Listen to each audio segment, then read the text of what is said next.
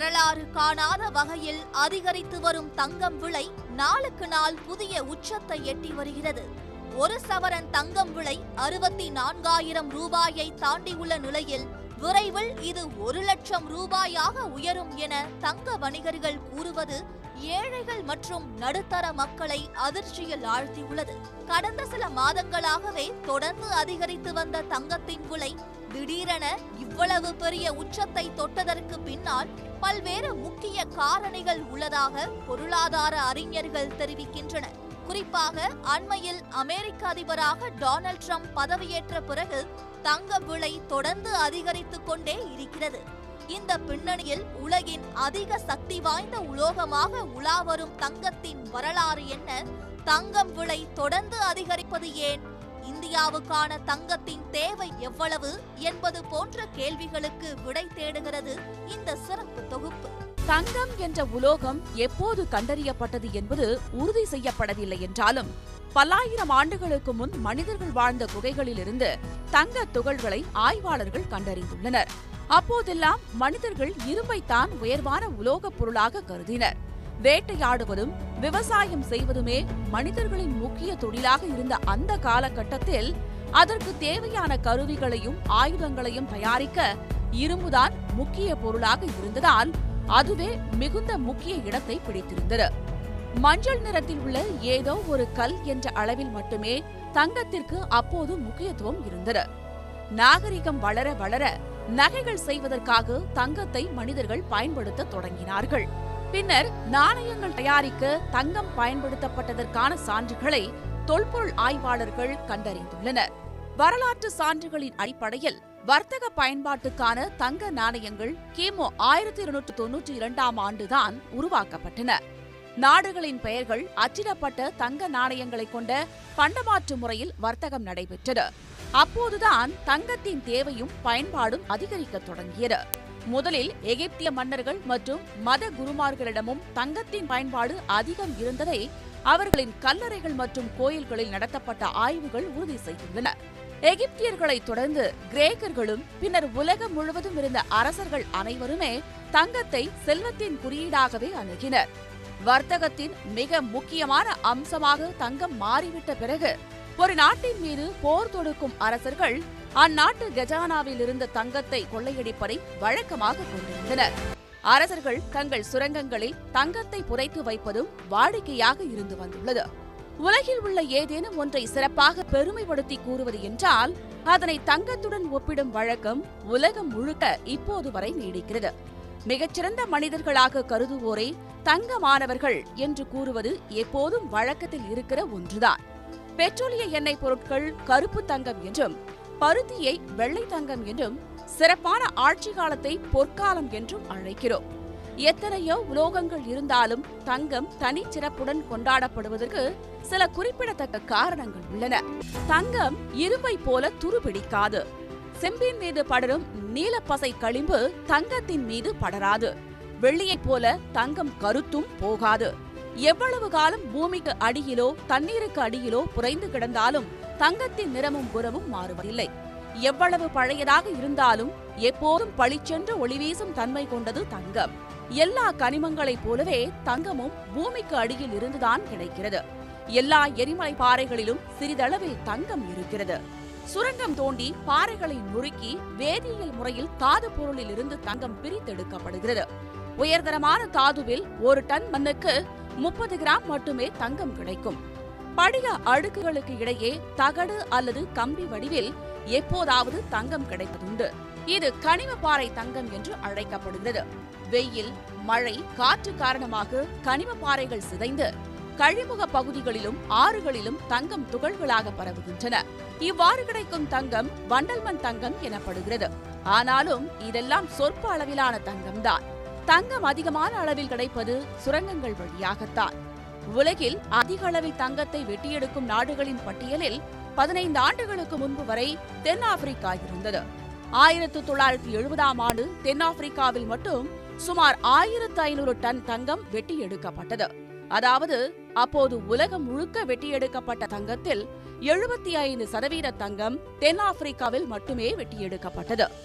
ஆனால் 2007 ஆண்டு முதல் அதிக தங்கத்தை வெட்டியெடுக்கும் நாடுகளின் பட்டியலில் முதலிடத்தை பிடித்தது சீனா. அடுத்தடுத்த இடங்களை ஆஸ்திரேலியா, ரஷ்யா, அமெரிக்கா போன்ற நாடுகள் பிடித்துள்ளன. 2007ஆம் ஆண்டு வரை முதல் இடத்தில் இருந்த தென்னாப்பிரிக்கா தற்போது 7வது இடத்தில் உள்ளது. 1800ஆம் ஆண்டுக்கு பிறகு வெட்டியெடுக்கப்பட்ட தங்கத்தில் 50% நகைகளாகவும், 40% கட்டிகளாகவும், 10% தொழிற்சாலை பயன்பாட்டுக்காகவும் உபயோகிக்கப்படுகிறது. நாணயங்கள் தொடங்கி ஒலிம்பிக் பதக்கங்கள் வரை பல்வேறு காரணங்களுக்காக பயன்படுத்தப்பட்டாலும் தங்கத்தை ஆபரணத்துக்காக பயன்படுத்துவதுதான் மிக அதிகமாக உள்ளது. இந்தியாவை பொறுத்தவரை தங்க நகரம் என்பது கோலார்தான். 1880ஆம் ஆண்டு ஜான் டெய்லர் அண்ட் சன்ஸ் என்ற ஆங்கிலேய நிறுவனம் இங்கே சுரங்கம் தோண்டத் தொடங்கியது. இந்திய விடுதலைக்கு பிறகு கோலார் தங்கச் சுரங்கம் அரசுடைமையாக்கப்பட்டது. ஆரம்பத்தில் 1 டன் தாதுவிலிருந்து 40 கிராம் அளவுக்கு தங்கம் கிடைத்துக் கொண்டிருந்தது. ஆனால் படிப்படியாக இந்த அளவு குறைந்து 3 கிராம் வரை சென்றது. 10 கிராம் தங்கத்துக்கு கிடைக்கும் விலையை விட தோண்டி எடுப்பதற்காகும் செலவு அதிகரித்ததால் இழப்பு காரணமாக 2001ஆம் ஆண்டு கோலார் தங்கச் சுரங்கம் மூடப்பட்டது. தற்போது கர்நாடகா மற்றும் ஜார்க்கண்டில் மட்டுமே தங்கச் சுரங்கங்கள் அமைந்துள்ளன. ஆனால் இங்கு எடுக்கப்படும் தங்கத்தால் இந்தியாவின் தேவையில் 0.5% மட்டுமே பூர்த்தி செய்ய முடிகிறது. மீதி தேவைகளுக்கு இந்தியா இறக்குமதியையே சார்ந்திருக்க வேண்டியுள்ளது. தங்கத்தை வெட்டியெடுக்கும் நாடுகளின் பட்டியலில் இந்தியா பின்தங்கி இருந்தாலும் ஆபரண தங்கத்தை அதிகமாக வைத்திருக்கும் நாடுகளின் பட்டியலில் முதலிடத்தில் உள்ளது இந்தியா. இந்தியர்கள் தங்கத்தை வாழ்க்கையின் ஒரு அங்கமாகவே பார்க்கிறார்கள். குழந்தை பிறந்தது தொடங்கி காதுகுத்து, திருமணம், வளைகாப்பு போன்ற குடும்ப விழாக்கள், பொங்கல், தீபாவளி போன்ற பண்டிகைகள் மற்றும் கோயில் திருவிழாக்கள் வரை அத்தனையிலும் தங்கம் கலந்திருக்கிறது. அவசர வீட்டு தேவைகளுக்காக அடமானம் வைத்து பண தேவையை பூர்த்தி செய்து கொள்வதற்கான முதலீடாகவும் தங்கம் கருதப்படுகிறது.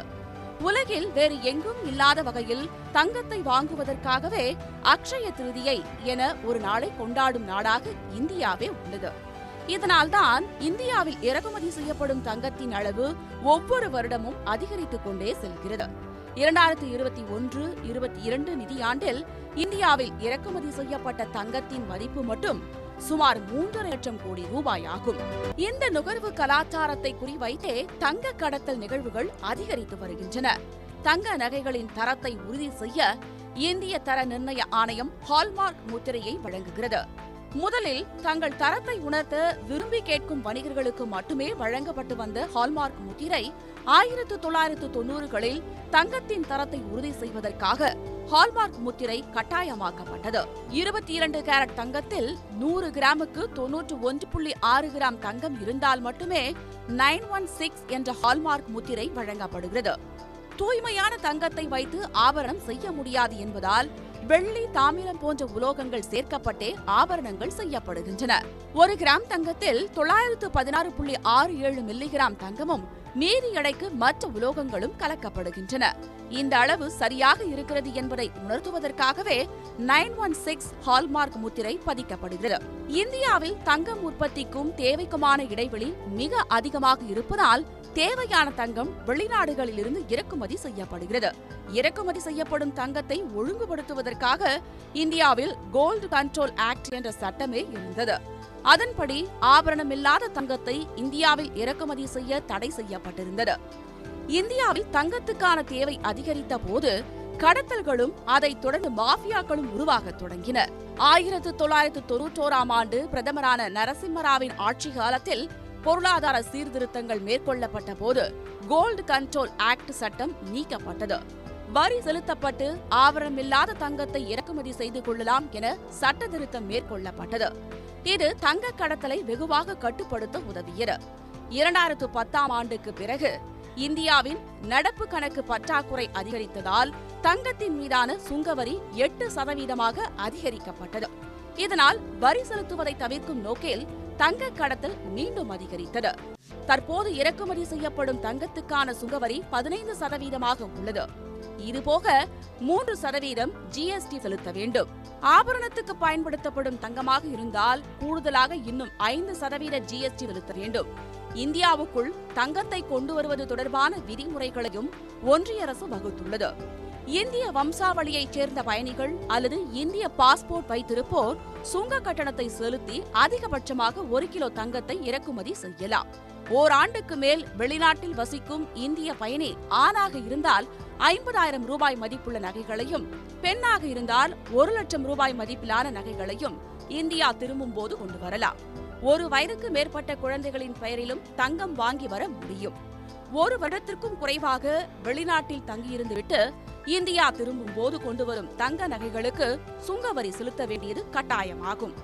அனுமதிக்கப்பட்டதை விட கூடுதலான மதிப்பில் நகைகளை இந்தியாவுக்கு எடுத்து வர விரும்பினால் கூடுதலான நகைகளுக்கு சுங்கவரி செலுத்த வேண்டும். காசுகளாகவோ பதக்கங்கள் போன்றோ தங்கத்தை எடுத்து வருவது தடை செய்யப்பட்டுள்ளது. வெளிநாடு செல்லும் போது கொண்டு செல்லும் தங்கத்துக்கான ஏற்றுமதி சான்றிதழை பெறுவது அவசியமாகும். தங்கத்தை வெளிநாட்டுக்கு எடுத்துச் சென்றதற்கான ஆவணங்கள் இருந்தால்தான் அவை மீண்டும் இங்கு கொண்டு வர அனுமதிக்கப்படும். தங்கத்தின் மீதான வரி விதிப்பிலிருந்து தப்புவதற்காக தங்க கடத்தல்களும் தொடர்ந்து கொண்டே இருக்கின்றன. உலகின் பிற நாடுகளை பொறுத்தவரை தங்கம் என்பது ஒரு முதலீடு. ஒவ்வொரு நாடும் அந்தந்த நாட்டின் ரிசர்வ் வங்கியில் இருப்பு வைக்கப்பட்டுள்ள தங்கத்தின் மதிப்பை பொறுத்தே நாணயம், ரூபாய் அச்சிடப்படுகின்றன. 2009ஆம் ஆண்டு சர்வதேச நிதி முனையத்திடமிருந்து இந்திய அரசு 200 டன் தங்கத்தை வாங்கியது. அப்போது இது மிகப்பெரிய சர்ச்சையை கிளப்பினாலும் அடுத்த 2 வாரத்தில் தங்கத்தின் விலை கிடுகிடுவென உயர அரசின் சேமிப்பில் ஒரே நேரத்தில் 1500 கோடி ரூபாய் அதிகரித்து ஆச்சரியமளித்தது. அதுதான் தங்கத்தின் சிறப்பு.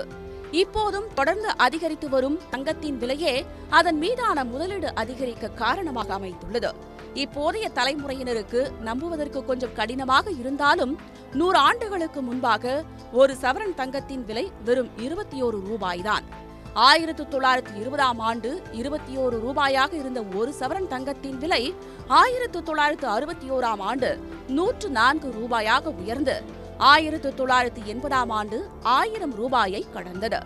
பின்னர் படிப்படியாக அதிகரித்து 2008ஆம் ஆண்டுதான் தங்கத்தின் விலை 10,000 ரூபாயை தாண்டியது. தங்கத்தின் விலை அதிகரிப்பதற்கும் குறைவதற்கும் சர்வதேச காரணிகள் முக்கிய பங்கு வகிக்கின்றன. சர்வதேச அளவிலும் தங்கத்தின் விலையை தீர்மானிப்பதில் தேவைக்கும் இருப்புக்கும் இடையிலான வித்தியாசமே முக்கிய பங்கு வகிக்கிறது. இருப்பு குறைவாகவும் தேவை அதிகமாகவும் இருக்கும்போது தங்கத்தின் விலை பன்மடங்கு அதிகரிக்கிறது. கொரோனா காலத்தில் பங்கு சந்தை முதலீடுகள் பாதுகாப்பான முதலீட்டை நோக்கி நகர்ந்ததால் தங்கத்தின் தேவை அதிகரித்து விலையும் அதிகரித்தது. ஒரு நாட்டின் கரன்சி மதிப்பு குறையும் போதும் தங்கத்தின் விலை அதிகரிக்கிறது. குறிப்பாக அண்மை காலமாக அமெரிக்க டாலருக்கு நிகரான இந்திய ரூபாயின் மதிப்பு தொடர்ந்து சரிவை சந்தித்த போது தங்கத்தின் விலை அதிகரிக்க தொடங்கியது குறிப்பிடத்தக்கது. ரிசர்வ் வங்கிகள் அறிவிக்கும் வட்டி விகித மாற்றங்களும் தங்கம் விலையில் தாக்கத்தை ஏற்படுத்துவதாக வல்லுநர்கள் தெரிவிக்கின்றனர். இந்தியாவில் ஆபரண தங்கங்களின் பயன்பாடு அதிகம் என்பதால் பண்டிகை காலங்கள் கூட தங்கம் விலை உயர்வுக்கு முக்கிய காரணியாக உள்ளன. இவை போக சர்வதேச அளவில் 2 நாடுகளுக்கிடையே போர் மூழ்வதும் தங்கத்தின் விலையில் தாக்கத்தை செலுத்துகின்றன. குறிப்பாக ரஷ்யா உக்ரைன் இடையே போர் மூண்டபோது கச்சா எண்ணெய் மற்றும் தங்கத்தின் விலை கடுமையாக உயர்ந்தது. போர் காரணமாக பங்குச்சந்தை முதலீடுகள் குறைந்து அந்த முதலீடுகள் தங்கத்தின் பக்கம் திரும்புவதால் விலை அதிகரிக்கிறது. கடந்த சில ஆண்டுகளாக சற்றே ஏற்ற இறக்கங்கள் இருந்தாலும் தங்கத்தின் விலை பெரும்பாலும் குறையாமல் ஏற்றத்திலேயே காணப்படுகிறது. தொடர்ந்து தங்கத்தின் விலை அதிகரித்து வருவதால் தங்கத்தின் மீதான முதலீடும் அதிகரித்து வருகிறது. நகை ரேட் எல்லாம் பார்த்தீங்கன்னா கிடுகிடுன்னு எல்லாம் ஜாஸ்தி ஆகிட்டு வருதுங்க. நாங்கள் கல்யாணம் ஆகும்போது பார்த்தீங்கன்னா 4400 கூலி சேதாரம் எல்லாம் போட்டால் ஒரு 6000 ரூபாய் அந்த கணக்கில் வருதுங்க. ஆனால் இப்போ பார்த்தீங்கன்னா 10 மடங்கு ஜாஸ்தி ஆயிருக்குங்க. ஆனால் இந்த மாதிரியெல்லாம் ஜாஸ்தி ஆகிட்டு போனால் நகைலாம் வாங்கவும் முடியாது. இப்போ கஷ்டத்துக்கு நம்ம நகை வாங்கி வைக்கணும்னா கூட முடியாது. தங்க விலை எதுக்கு இப்படி ஏறி ஏறி போயிட்டு இருக்குன்னு தெரியல. ஒரு பொருளும் வாங்கி போடவும் முடியல. இங்கே நாங்கள் எல்லாருமே நகையெல்லாம் போட்டு எடுத்துகிட்டு வெளியே போகிறதுனால இப்போ தங்கத்துக்கு பதிலாக பித்தாளையாக தான் வாங்கி அதுக்கு பதிலாக நாங்கள் போட்டுட்ருக்கோம். இப்போ என்ன தான் பண்ணுறது? இப்படி ஜிஎஸ்டி அதுக்கு மேலே ஏற்றுறாங்க. இப்படி ஒவ்வொன்றுக்கும் இப்படி விலை கூட்டிகிட்டே இருந்தால் இனி எந்த பொருளை நாங்கள் எப்படி தான் வாங்கி யூஸ் பண்ணுறதுன்னு தெரியல. இந்தியாவில் தங்கத்தை காசுகளாக நகைகளாக வாங்கி சேர்ப்பதும் தங்க கடன் பத்திரங்களில் முதலீடு செய்வதுமாக மக்கள் ஆர்வம் காட்டும் நிலையில் சீனாவிலும் தங்கத்தின் மீதான மோகம் அதிகரிக்க தொடங்கியுள்ளது. சீனாவில் ஏற்பட்டுள்ள தங்க மோகத்தை சைனா கோல்பீன் ஃபீவர் என பொருளாதார அறிஞர்கள் வர்ணிக்கின்றனர். சீன மத்திய வங்கியான சீன மக்கள் வங்கி அமெரிக்க டாலர்களின் கையிருப்பை குறைத்துக் கொண்டு தங்கத்தை வாங்கி குவிக்க தொடங்கியுள்ளது. சீனாவை போலவே துருக்கி போன்ற நாடுகளும் தங்கத்தை வாங்குவதில் ஆர்வம் காட்டுகின்றன என்றாலும் சீன அரசிடம் ஏற்பட்டுள்ள தங்கத்தின் மீதான ஆர்வம் அந்நாட்டு இளைஞர்களிடமும் பரவி வருகிறது. குறிப்பாக 27 வயதுக்கு குறைவான சீன இளைஞர்களும் இளம் பெண்களும் தங்கத்தில் முதலீடு செய்வதில் தீவிரம் காட்டி வருகின்றனர். இப்போ சீனாவை மட்டும் எடுத்துக்கிட்டா அரசாங்கம் வாங்குவது போக மக்களும் வாங்குகிறார்கள். குறிப்பாக ஜென்ஸி அப்படின்னு சொல்கிறாங்க. இப்போதைக்கு 27 வயதுக்கு குறைவாக இருக்கிறவர்களை இந்த ஆண்டில் நாம் அப்படி கணக்கெடுத்துக்கிட்டால் அவர்கள் ஜென்ஸி என்று சொல்வார்கள். அதில் இளைஞர்கள், அப்புறம் கப்புல்ஸ், கல்யாணமானவங்க, இவர்கள் எல்லோரும் சேமிப்புன்னா இப்போதைக்கு ஒன்றே ஒன்று தான், தங்கம் என்று மாறிவிட்டார்கள்.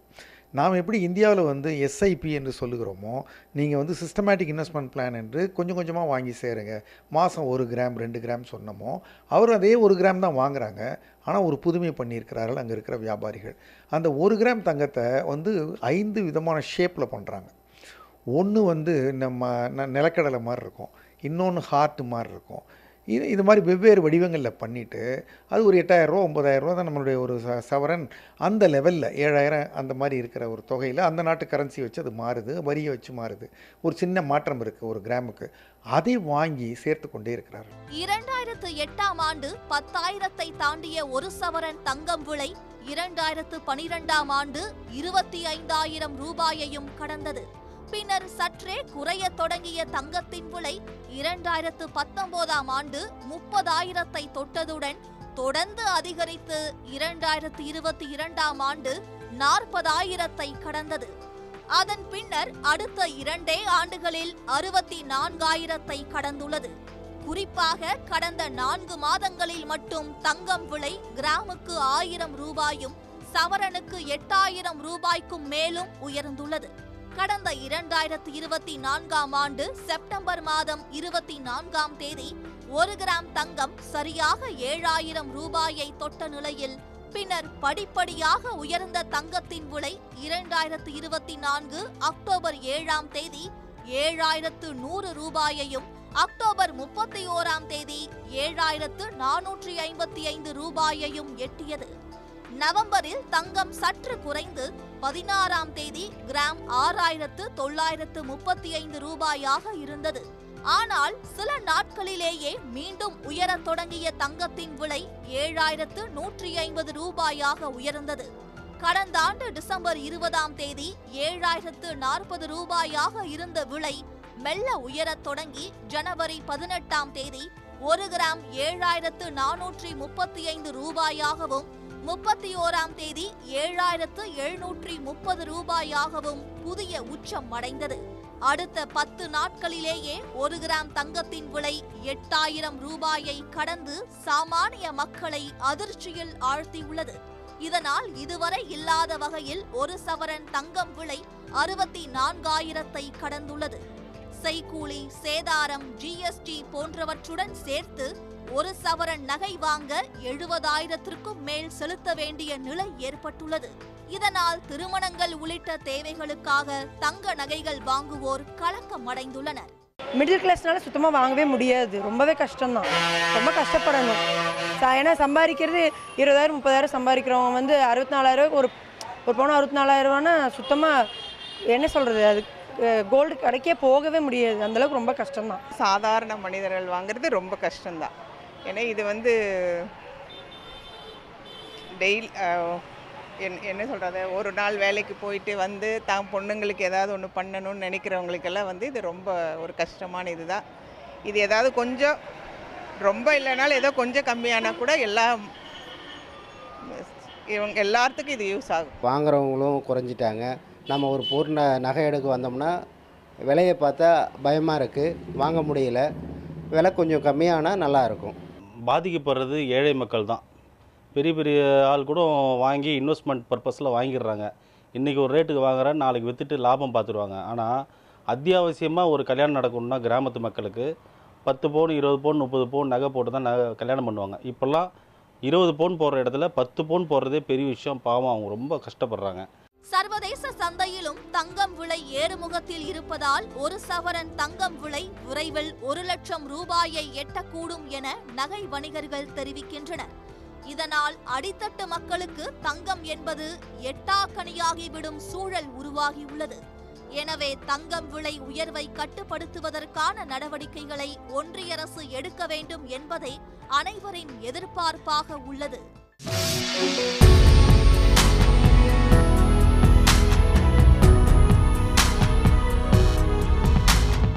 உடனுக்குடன் செய்திகளை தெரிந்து கொள்ள சன் நியூஸ் பெல் ஐகானை கிளிக் பண்ணுங்க.